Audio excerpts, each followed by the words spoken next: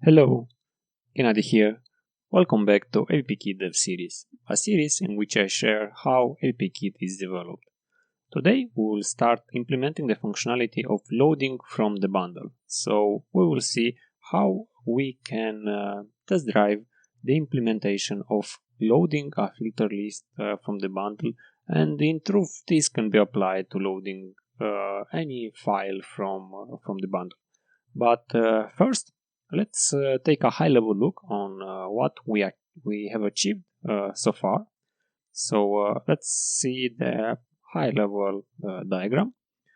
And in first two episodes, we have explored how to load a filter list based on a filter list source, and then we have started to think on what would be some, let's say, some primary component, the root component that will have some concrete implementation.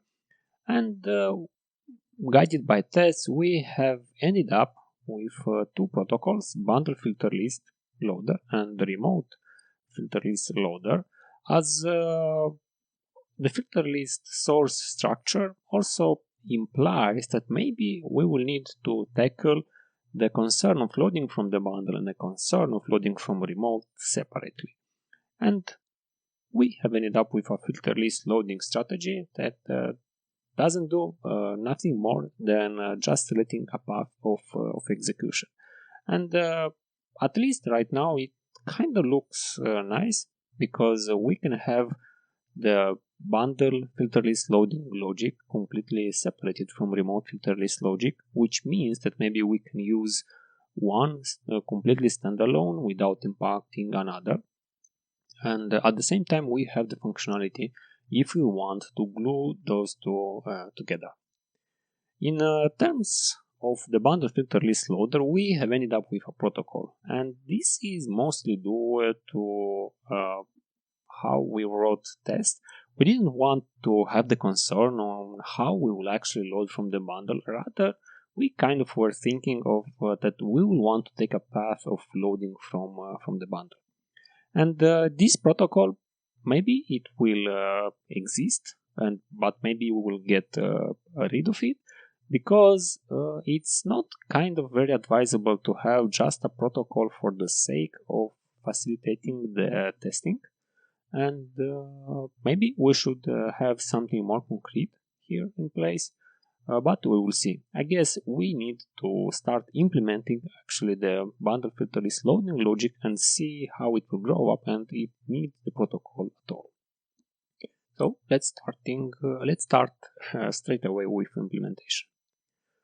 One first thing before starting, I would want to mention that I've changed the previous filter list sources that were Russian, US, UK to actual production sources that is currently EasyList.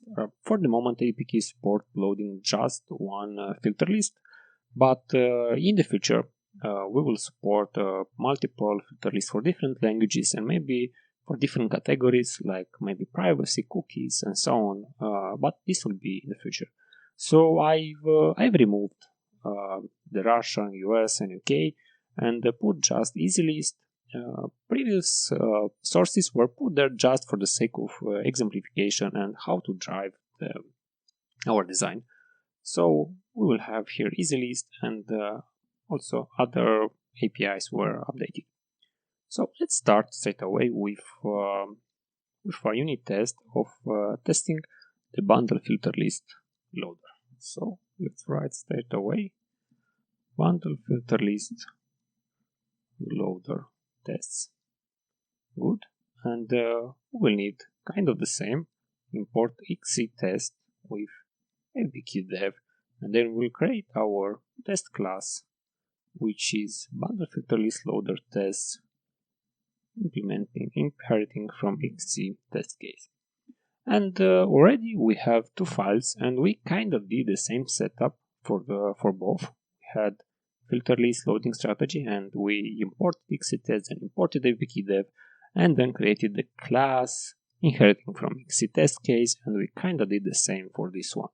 So in one of the future episodes, maybe next, we will create a template that will help us to straight away create this or to actually add all of this code when we will create a new file, so we don't lose time. Not that we are losing a lot of time here, but with the growth of the project and so on, this can become kind of tedious. So let's start straight away with implementation. First thing first, we actually can create some class that will handle the loading from the bundle. And let's call it bundle loader, that it will load from the bundle, and we want it to implement the bundle filter list loader protocol and implement the load function. So I've added this already in place because we know that we want to implement this kind of component. We don't necessarily test drive it from the ground up. We will test drive the load function actually, and maybe also this component, what we will inject in it or not. So let's write actually our first test function, and let's go with the same signature test. We want to test the load function, and we want to say that no file for source does not exist, completes with error. So if the file does not exist in the bundle for a given source, we complete with error. Let's create our system under test, and let's write our assertion. We want to load from the bundle filter list source. For the moment, let's put custom any.json, and let's have here the result, and we want to switch over the result. And we are going the same.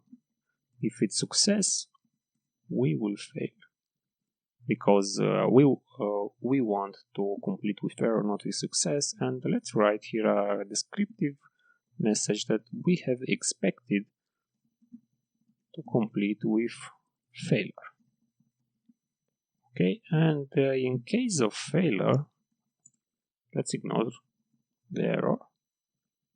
We will just break, and of course we will need an expectation that will be successfully fulfilled in case of a failure. Let's write the load expectation.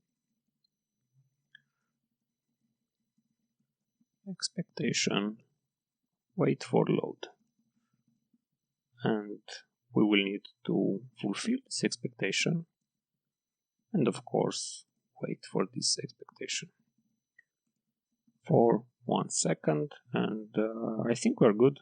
We can try and run it, and of course we should have the expectation to go timeout because we don't have anything here yet, and we will do the smallest thing that can help this test to pass. So we'll complete with error straight away, and we will need some error here. Let's create a load error, and let's complete with this error. Good. So everything good. We have completed with failure. Very simple test and fast. And as you can see here, we just failed directly. And this is kind of a good approach from the test-driven development, just to do the minimal thing that help the current test to pass. So this way we're kind of don't cluttering our minds with thinking forward or thinking of different scenarios. Rather, we drive through tests. So in this way, we will not get blocked, hopefully. And at the same time, we will write the most simplest thing and with the minimal amount of code.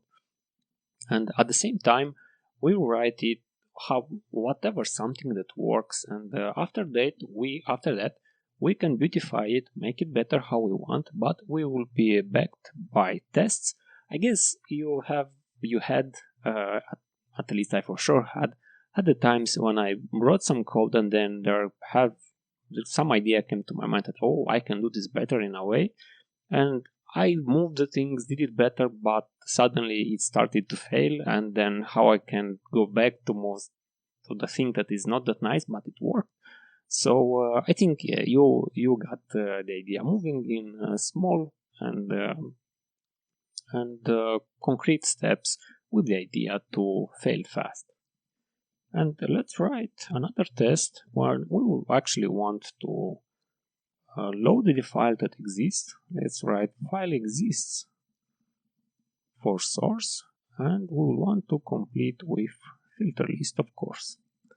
And let's copy paste this fast, put it here, and of course we will need some filter list here. Let's write it just like this for the moment, just to have something running in tests. Here we have the custom. The file should exist for this path, and we can move this failure here. Expect it to complete with success, of course. And here we need the loaded filter list so we can assert against it. Let's name it loaded filter list, and of course we should assert against it. Loaded, not expectation. Xcode loaded filter list, and let's call it actually bundle filter list. So we can note that we compare the loaded filter list to the expected bundle filter list, and I think we're good. Let's run it, and actually we should fail, yes, because the only thing that we do is kind of that we fail here. So we need to actually try and load from the bundle, and we kind of have two ways, and maybe one way that you and we almost all of the time load from the bundle is that we create the bundle. We either access bundle main, or we create the bundle for the class, and in this case will be for this class, and it will search for this class in which bundle is. And of course we can have here the bundle and access it here and do all of the stuff. But one problem is that the ABPKitDev or the production bundle is separated from the test target bundle.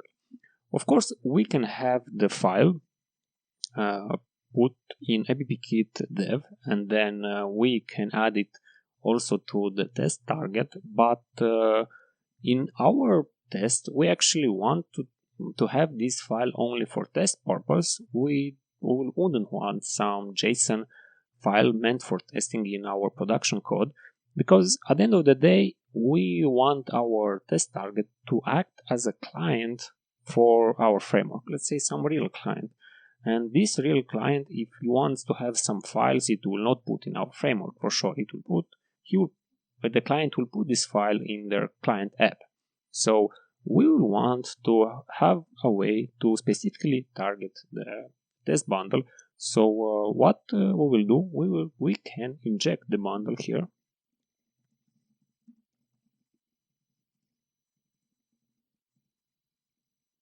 Like this.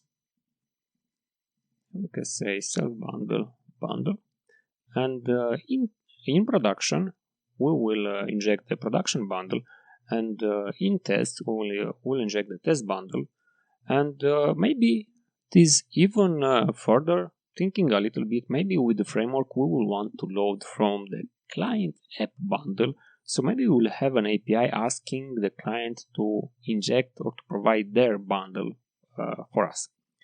So we have here the bundle, and we will want to load from the bundle. So what we have to do, first thing first, we will need to get the path for the specific file. So let's get the file path, and we will say bundle, and we'll want the path, or not that long function, it is more short one, and we will have here the source, we need from the source the file path, and of type, we'll put the type JSON, because on Apple platform, all of the filter list or blocking rules are in JSON format, and in this JSON format we pass it to the WK engine or to the Safari engine. So we will ask specifically for the JSON format, and here if the path does not exist, let's complete with failure. Here we can inline the return with completion, just because the completion returns void, and here we will not actually return the function, but we will return the void.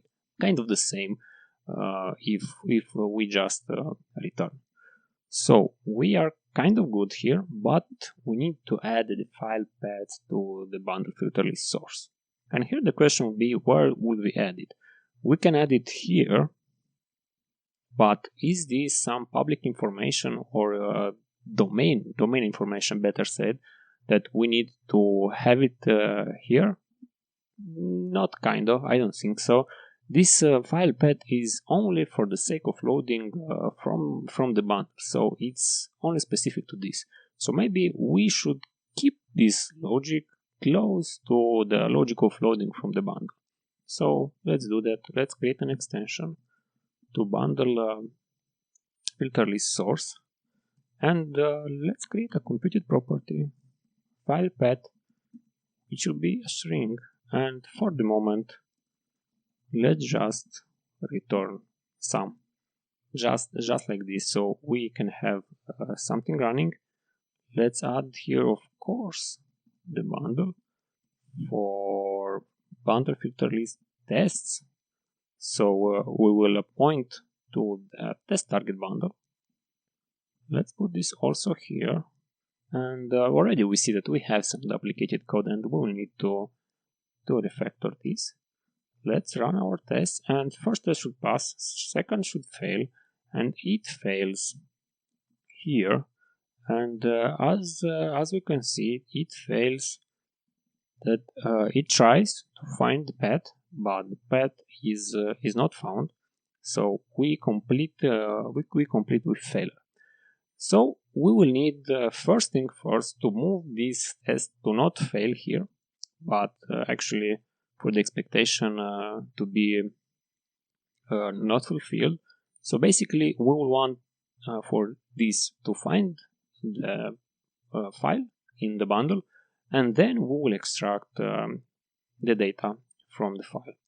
So let's create a JSON file, and we need some simple file, and let's create some, let's say, custom any.json, and let's create some actual Apple format blocking rules, which looks kind of like this. We have the trigger, and we should specify the trigger, but we'll put nothing here, and for the action put nothing here. So this is kind of a sample of a blocking rule. So we have this in place, and we will need to point here to custom JSON, and let's write here custom JSON. Okay, so with not custom JSON, custom any better, and we should remove JSON from here because we already add the JSON here. So we should, in this case, just to have the expectation not fulfilled, but we still fail, and we fail because here at file path we return some, we are not returning the actual path. So what we can do, we can switch over the source, and for the custom we have the filter list path, we have the file path, and we can return it. And in case of the other, we for the moment we don't know what to return, it's just some. And let's try and run. And now I think we should, yes, we should fail, with not fulfilling the expectation, and this means in the current state that the file was found in the bundle, but we don't have any other logic of loading from the bundle here. So we should continue, and let's create the file URL, and we'll create with file URL with path. Let's have here file path, and next we need the filter list, and we need the string. Let's transform directly to the string, and we need, I think, the API of contents of file. Yes, and we have the URL, and actually I think we don't need, let's try this. I think we don't need file URL. We can use directly the file path, and this I think is showing. Let's put a bang for the moment and complete here with success filter list. Let's see if we fail. Actually, yes, we have failed, and we have loaded directly. So actually, we don't need this. Yes, we have the filter list. We have loaded it, and as you can see, the bundle loader loaded the correct filter list, but we compare to something different. One thing that we can do to assert correctly is to copy this and kind of put it here. But of course, this is in a JSON format, and it's kind of problematic to create the correct representation in string format of the JSON. Rather, what we will want to do, we will want to not have this or the need to specify from the code. Rather, maybe we will want to directly actually get what is in the file and then compare that our component loads correctly what's in the file. So what I mean, we should have something like this. Let's create the bundle. Let's put the bundle here, and we should have some utility function, file content, or maybe content of file named here to read better. And let's have the file name here. It will be the custom any. We can put it here, and we can put it also here to make the point that those are two of the same file. So we need the content of file or contents of file, something like this. Let's create an extension on bundle. Let's have the function contents of file named name string, returning also string. And what we will do, we will have straight away with a bang string contents of file and path for name of type. As for the moment would have it JSON, but I think this function should be generic purpose function for our tests. Maybe we'll want to load something different from in other test cases. Maybe we will add here also the extension. For the moment, be that just JSON. We'll see in the future if we need it.